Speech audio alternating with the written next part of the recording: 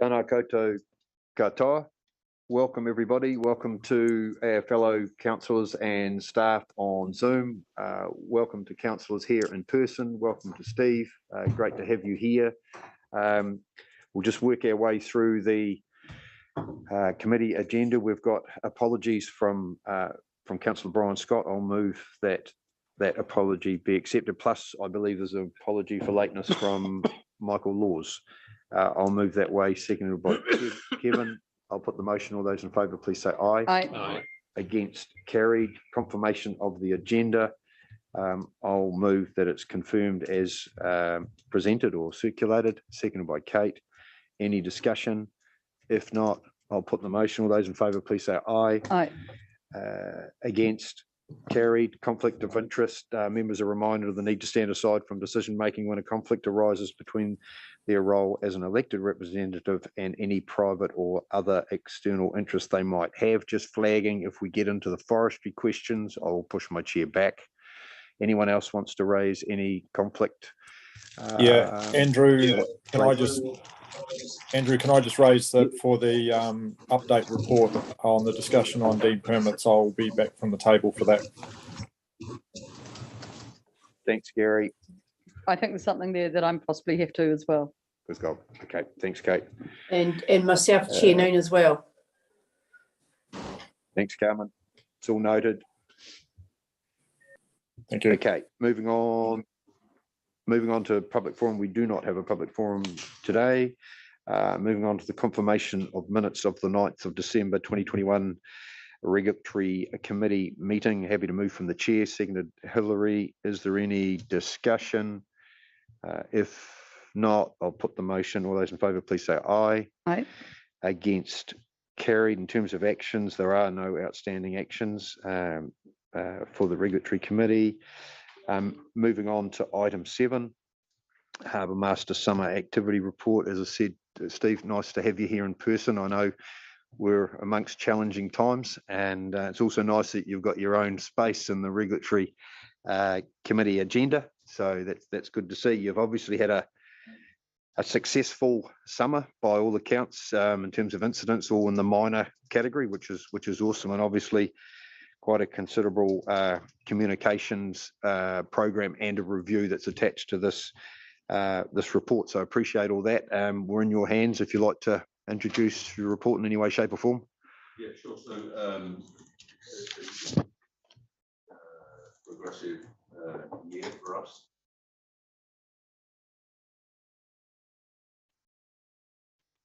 And this is all separately from the larger team.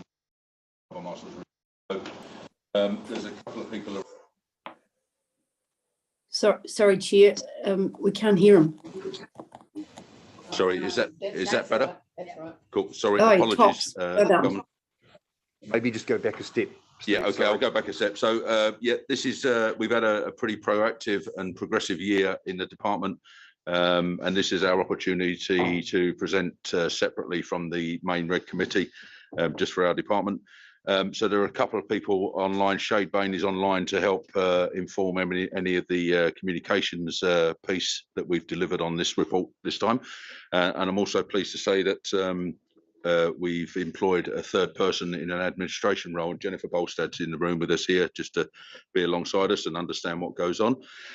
So essentially, for me personally, there's a couple of highlights in the report this year. The first being the Port and Harbour Marine Safety Code and an external review that happened earlier in the year. And I'm pleased to report that they deemed us compliant on the National Port and Harbour Marine Safety Code. So that was a really good piece undertaken. And you'll see from the presentation that's appended to this report that we've had a major uplift in our comms and delivery of education through social media, radio, and other forms. So that's been a really big learning curve and step up from what we've done previously. So essentially, I'm open to any questions that you may have. Awesome, thanks, Steve. On behalf of the committee, welcome aboard to Jennifer. Great to have you with us. And did you say Shane is on? Shade Beg your Bain pardon. is online from Shade. the comms team. Yeah. Oh, yeah, and welcome to the meeting, Shade. So questions for Steve. Kate. Thank you for keeping out of the news in the bad way. That happened over Christmas, I think, in the Queenstown area and the issues up there. Now, you don't relate to that in your report. No, we don't. We don't. The delegation of authority is with Queenstown for that area, so that's completely out of my hands, and we don't touch on that at all. The question I have for you, is there a issue of people just not understanding that they are separate, and therefore an issue that we should be aware of, because it could be a reputational issue for you guys? And you may say, no, it's really clear. It's obvious when people are out that they know that difference. I wouldn't say it's obvious. I think there's probably a piece of education that could be done around it to differentiate the areas and the responsibilities.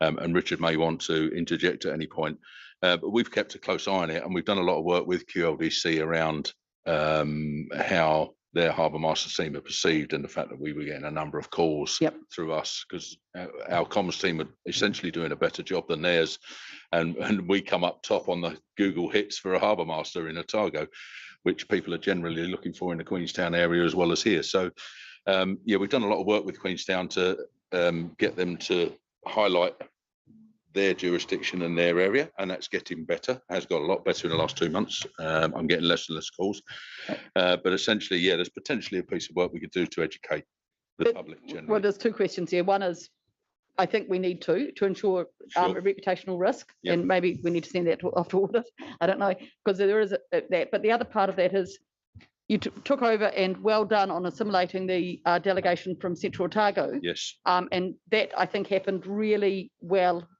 by the fact that there hasn't been any negative publicity, and people were really clear about that, and there weren't any accidents, so, as far as we know.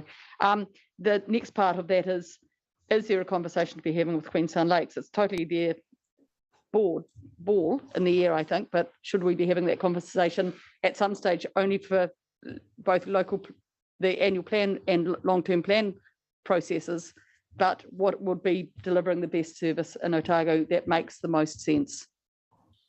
Steve, Good quick answer to that. Yeah. That's a political issue for you, Richard.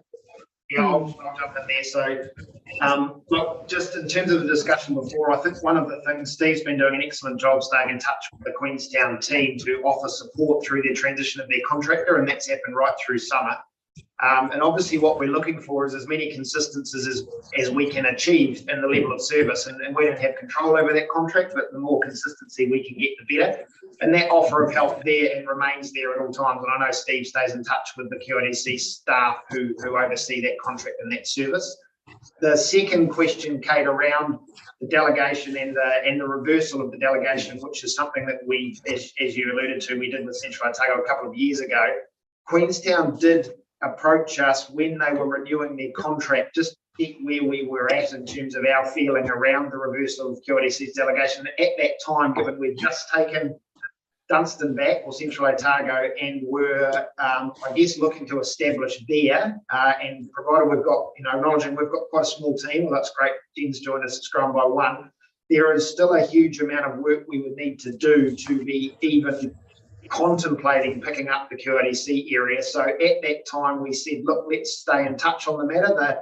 The instrument to reverse needs the agreement of both councils. So it's a discussion we will keep having with them. But at this stage, my feeling is, and in talking to Steve, he would agree that we're at least a couple of years away from being ready to take on an area that big. That doesn't stop us from continuing to work with QLDC and achieve that consistency across the region. So regardless of which water body you're in, you'll receive or are expecting a similar level of service. Thank you very, very much. I hope we keep it on our radar. Thank you. Awesome, thank you. Further questions or queries? Happy to move. I'd like to ask Steve to expand a bit on. I'll come back to you, Carmen. You go for it, Michael. Sorry. B. Oh, sorry, I didn't realise Carmen was waving. Okay, yes, Steve, could you just expand a bit on your clause 9 and 10, where you were assessed, or we were assessed, by a panel of independent assessors with a 3-yearly audit. What were they looking for? How did they do that? Were they out on the water with you, or do you simply sit in your office and ask your questions? What was that all about? Okay, so the compliance of the Port and Harbour Marine Safety Code is a national requirement through the marine setup. When we first came into role here nearly 5 years ago, we hadn't even looked at that as a council or an organisation. So we set about getting compliance, and it's really around the safety management system for the high-end commercial activities around your water space and essentially the harbour here.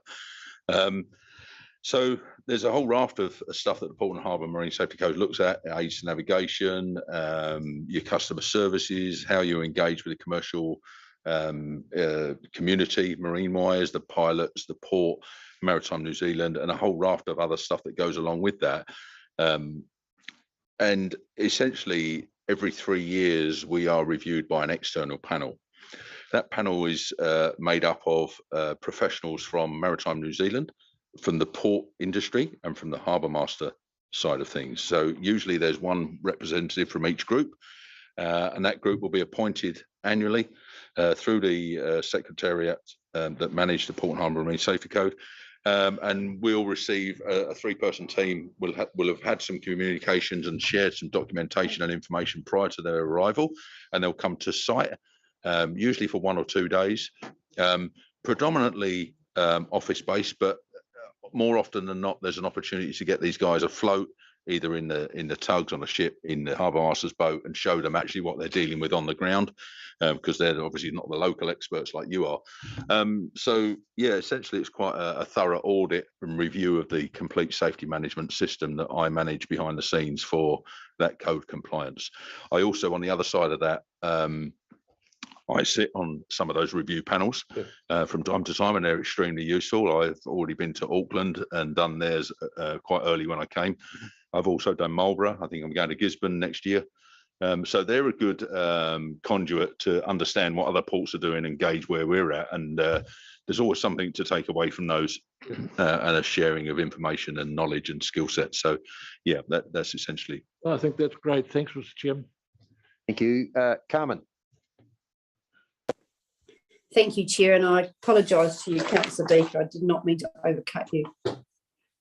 Good morning, Harbour Master. This is a brilliant report, and you've been super busy in the summer, and I really appreciate the thoroughness that you've gone in with comms. I went on last night and I read everything I could about what you'd been up to, and the videos were great. And the key, wasn't it? They were really short and snappy. Yeah, I think. Can you hear me all right? I think yes, I think if I can comment, there was a comment last year around the table that maybe we should consider videos. Well, I think we literally took that on board, and we'd had some public feedback as well. So yeah, the videos are designed to be very short, very punchy, get the message across quickly, as are the radio adverts that we've developed this year as well, in order that they fit into the media timeframes, the adverts on the TV, on the social media, all that sort of thing. Certainly friends that I've got around the place are like, hang on, Steve, you're on my telly and then you're on my radio. And so I know they've been effective. And I think they're pretty good for probably a couple of seasons, actually, but we've already learned that there are 1 or 2 areas which we can improve on. And there's a case for shortening some of them to hit different areas and arenas depending on where we're targeting. So yeah, it's been a really good campaign. Shade and the team behind that have driven that really, really well. And we're just the front men at the end of the day. All of the donkey work behind this and the figures and everything you see is developed by the comms team, led by Shade on that front. So yeah, it's been a really good learning curve, actually. And as the report says, I think we've set the bar for what we can do in the future, where we need to go, and we've learned a lot this year by doing it, and it's all been very positive learning, so that's good. Thank you. Now, I think I picked this up right at the start. Are you on you talked about a Harbour and Marine Safety Code external review. Were you on that panel too? Yeah, I was just responding to Councillor Deeker's question around that. So yes, I sit on that. They essentially come and review myself and the Harbour Yes. Masters operations alongside the port manager at Port That's Otago, so Sean Bolt and his Yes. team. And they might drill into pilotage operations or the aids to navigation, how the process is undertaken, or any incident management. So they can sort of pick and choose what they want to look at and audit, and they're just essentially making sure the processes are in place, they're aligned, and they're fit for purpose, essentially. Thank you. Now, I've got two more questions for you to do with the moorings and education, but can I ask you about another question, Steve? But before that, I'm sure last year, I couldn't find it last night, which is why I'm asking you. I'm sure, did I see something last year that you also had a campaign for the 4 Rs? Or have I got that wrong? No, I don't think so. I think we've been on the standard safety message with Maritime New Zealand. So yeah, I don't think we've done a 4 Rs campaign at all. Okay, no, I apologise. Thank you for that. So that leads me to my next two questions. On page 8, 22 is about your visitor moorings. And I went into that and I had a look at it. So you can book an online system, which will be live at the end of March 2022, which is fantastic. Obviously they paid like it's a renting system, and can they stay as long as they like? No, we've got a limit. Essentially, the visitors' moorings are exactly that. They're a visitor mooring. We offer them currently free for the first 48 hours, and then we have a charging regime in place for anything beyond that. We actually state, I think it's a maximum of 7 days, unless it's with the Harbour Master's approval beyond that period. So we're very keen not to have people on them too long, or people wanting to take up full-time occupation. And that's what they're aimed at, really. So yeah, it's a short-term operation. The online booking is developed. We're just waiting for the legal team to finalise some bits on that, and it will be ready to push the button and go. And I would say the sooner that happens, the better. It's been extremely busy on the visitors' moorings usage over the past 2 months, essentially. And I have constant calls day and night for people looking to take that option. So I would say it's a very positive part of what we do now. People are realising they can come into Dunedin, pick up a buoy safely, make it for fuel, make it for provisions, and disappear off, be they need a break, be it for safety regimes or visiting folks in Dunedin for an overnight stay or something. So they've been really well taken up. To the point that I'm actually considering number 3 and where I might be able to put that, because they've been so popular. So, yeah.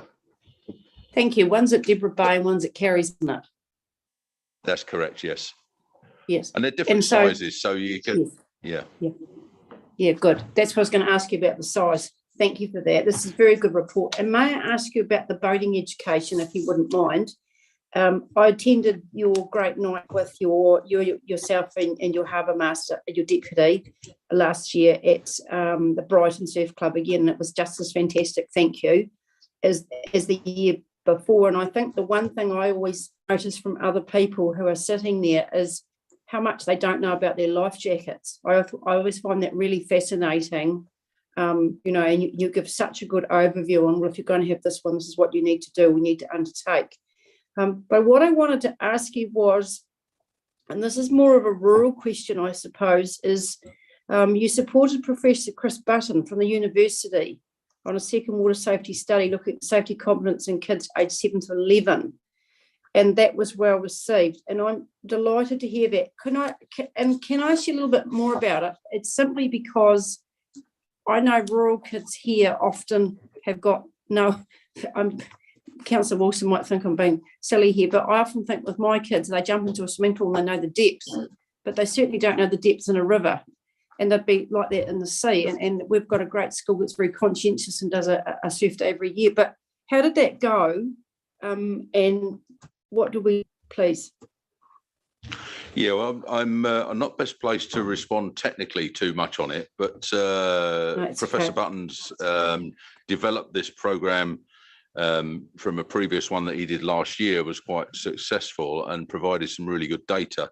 My daughter was actually involved in that process in the first one.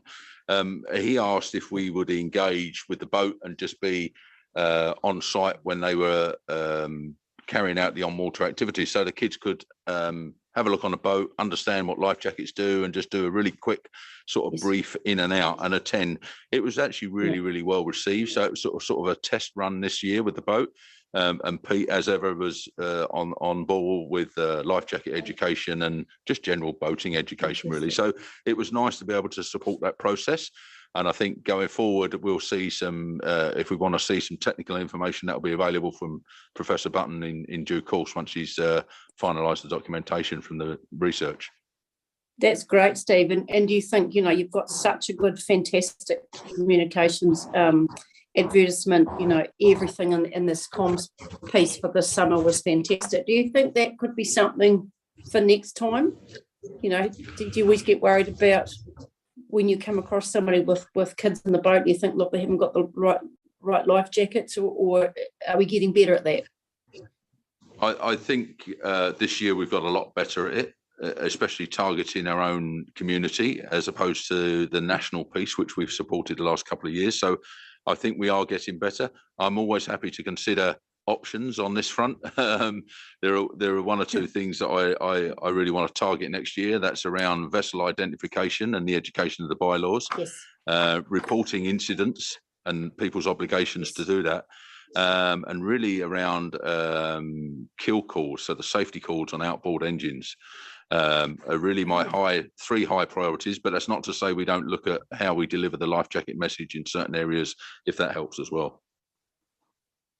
Thank you. And through the Chair Deaker, this was a fantastic report. Thank you. Always appreciate what you were doing out there. Thank you. Thanks, Carmen. Any other questions? If not, was it Hillary was going to move this report? And this is that the committee notes the report on the Harbour Master activity over the 21-22 summer. Happy to move it. Seconded by Carmen, moved by Hillary. And just on behalf of the team here, the governance team, Steve, pass on our thanks. Obviously, Shade's with us in terms of the comms, etc. Jennifer's role and your deputy harbour master, a really successful season. So well done. Excellent. Thank you very much. Thank you. So I'll put the motion. All those in favour, please say aye. Aye. Against? Carried. Moving on to our regulatory quarterly activity report, and I see Richard's got his team there all on Zoom.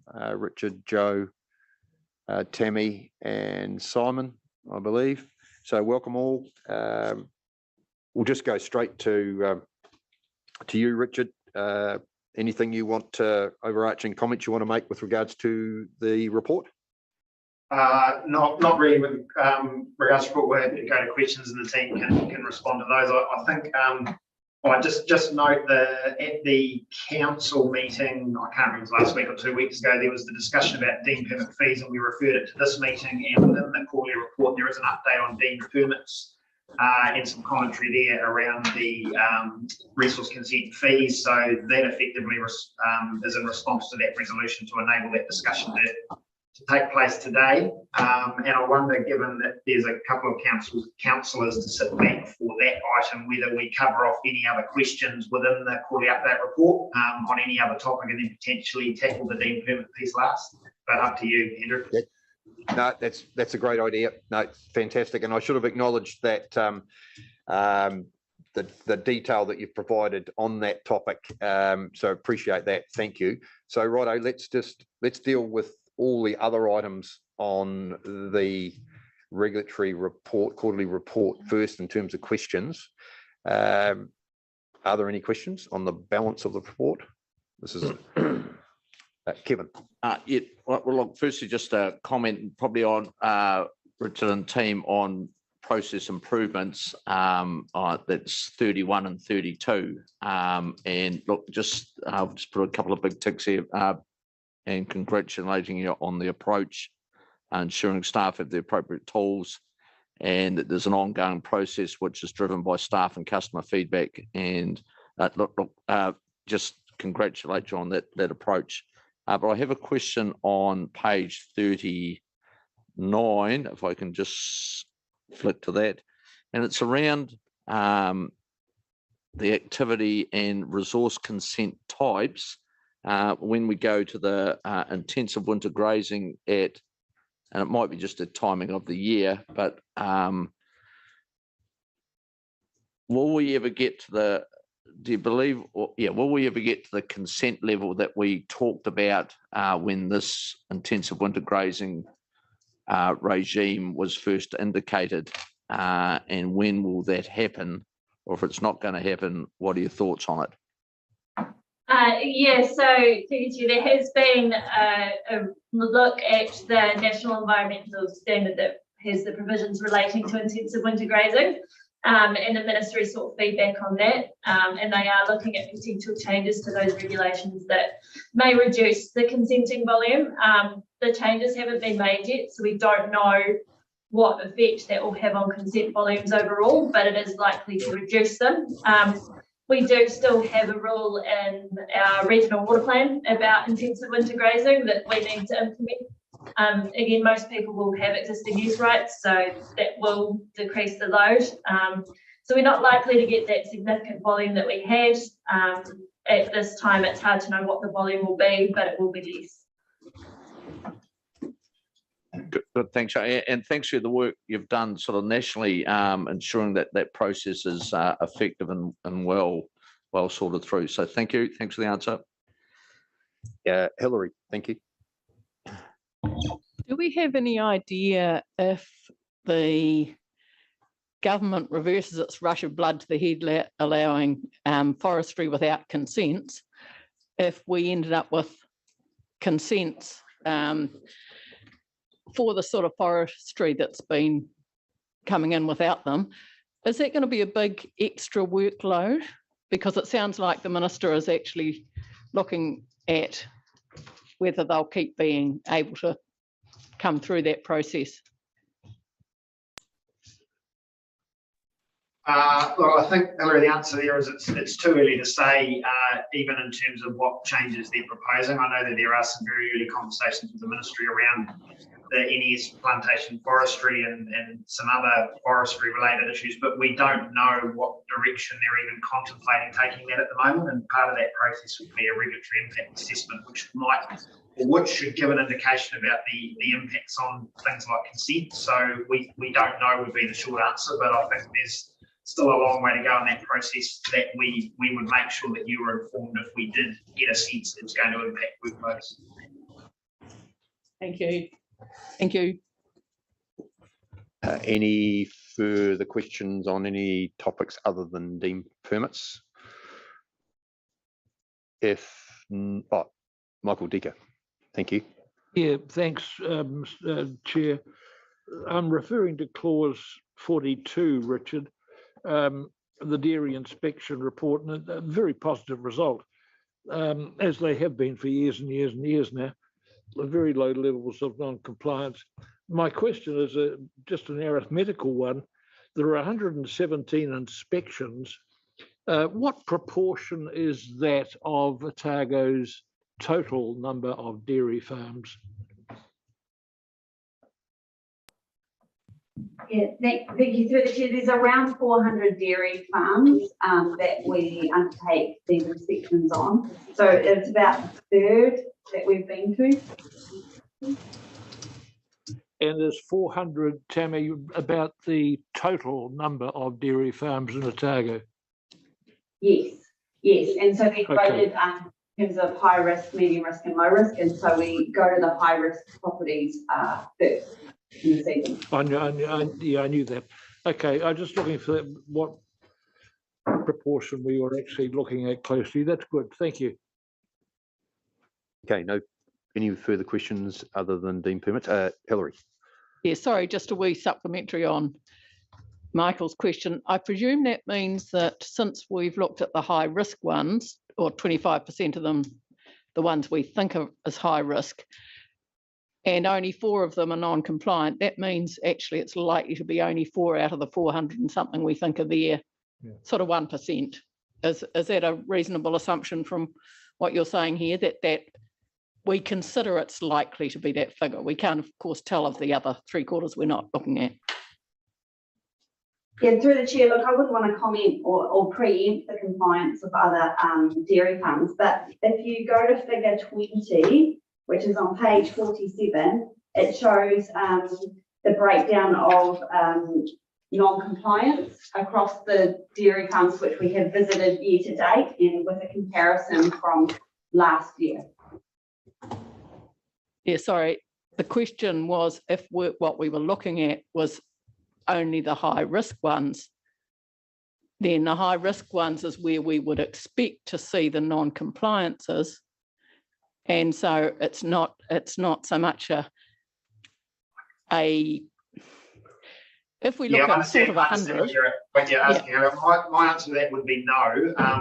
And the reason for that is that the high risk ones get visited most frequently, and so arguably they're more aware of their responsibilities and perhaps you could, and this is why we don't make any assumptions, but you could say that because they know they'll be visited every year, there's more actions taking place. So I think it's dangerous to assume that because we've done those 100 we're unlikely to see any other non-compliance, and that's why there is a sort of a further audit of sites that are graded lower risk, just so we can make sure we've got a gauge on farms right across Otago. So it's really pleasing that the high risk sites have come up so well, and noting there is still some work to do on some of them, but it's also important we do get sort of an audit of the lower risk sites as well, just to make sure we've got good coverage and we are at least ensuring that even if we do assess a site or grade a site as low risk, that it does get visited from time to time, so there can be a compliance conversation, an education conversation, some engagement around the new rules and the other things that we undertake during a compliance visit. Excellent. And we do respond to complaints at all as well? Yes, we respond to any complaints that we get, whether it be a dairy farm or any other property. Thank you. Gary. Yeah, thank you. Just a quick question. What's the criteria that makes them high risk? Look, I don't have the detail in front of me, but it would be in terms of environmental risk. So it might be proximity of waterways, it might be the size of the farm, where it's located, previous compliance, are all factors which are taken into consideration in grading it between 1, 2, or 3. Okay, thank you. Just before we go to deemed permits and plan change 7, paragraphs 28 to 30 refer to NES, freshwater, and also plan change 8. Any queries or questions there? If not, let's move to deemed permits plan change 7, and noting that Kate, Carmen and Gary are sitting out of this discussion. Carmen was for forestry. Oh, was it? Yeah. Oh, sorry. Beg pardon. Just noting Kate and Gary are sitting out of this part of the regulatory committee meeting. Deemed permits.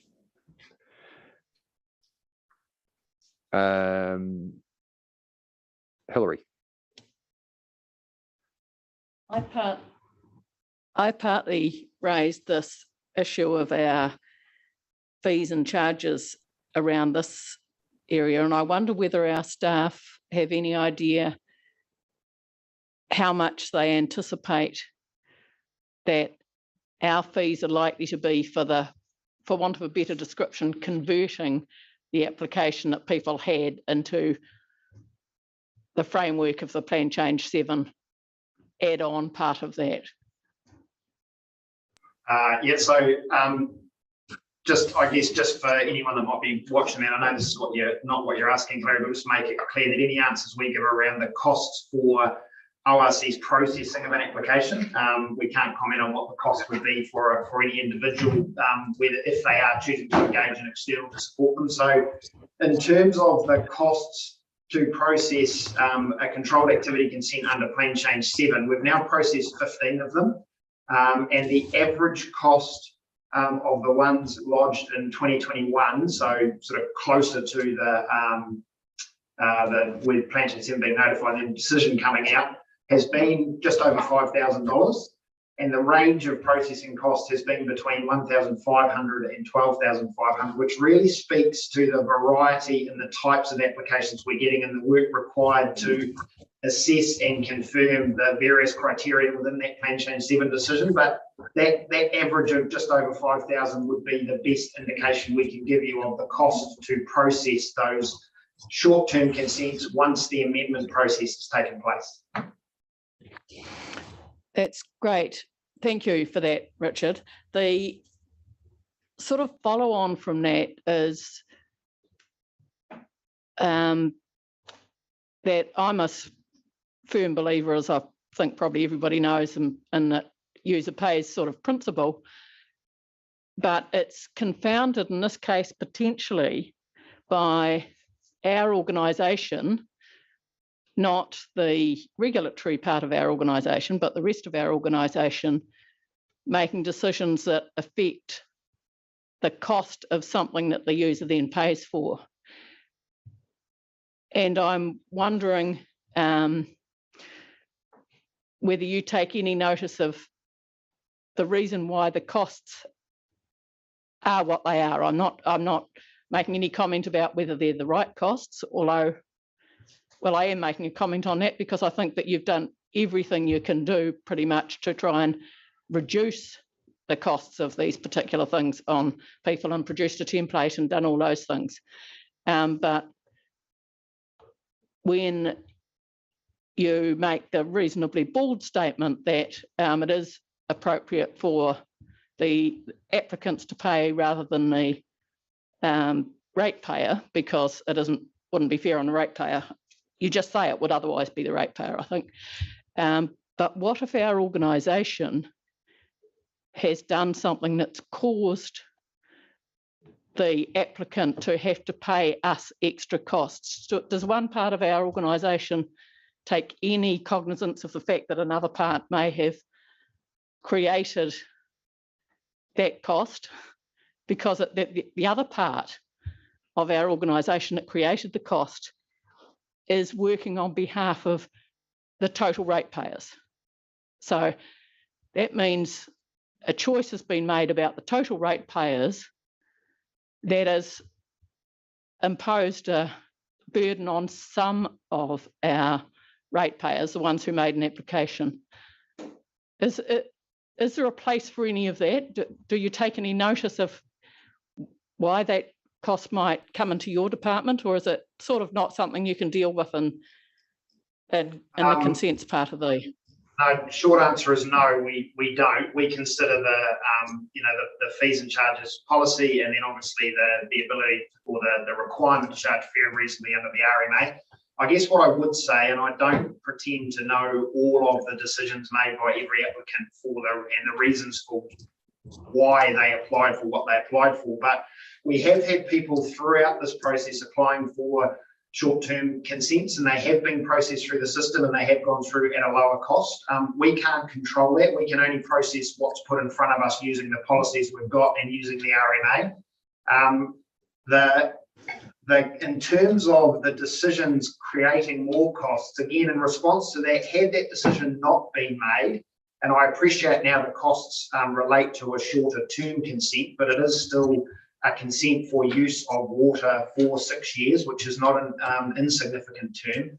The costs now the amendment process is through are significantly lower than the costs that would have been incurred had those consents carried on the path of a long-term application. So it would be worth noting that as well. So I know that doesn't totally answer your question, but that's what I can provide you from a regulatory perspective. So they hadn't, the ones up till the time that they were all put on hold to wait for this last bit of the process, they hadn't done most of their work up until now? So anyone, and Joe might want to jump in here with detail, but anyone that had lodged a consent for us, we are required to start processing that consent. I think we included something along those lines. We don't have a choice. Once it's in the system, the expectation is that we will process it, and the consultants or the applicant are aware of that when they lodge a consent. Obviously, we stay in contact with those consultants and the applicants, and ensured that they were put on hold as soon as that was the decision made by the applicant. But there were costs incurred up to the point in time they were put on hold, and they were required because we're required as a regulatory authority to commence processing once we receive that consent. Yes, so had they mostly got to almost the end when they were put on hold, or because you're saying the balance of what they would have needed to be doing is cheaper than it would have been had they continued to do what they are doing, I think. Let Joe go for that one, Hillary. Yeah, it really does depend on the timing of when the application was lodged as to how much work had been completed and how much work still needs to be done. So it's hard to give a very definitive answer to that. I mean, we are dealing with some applications that were in from 2018 versus some that were in 2021.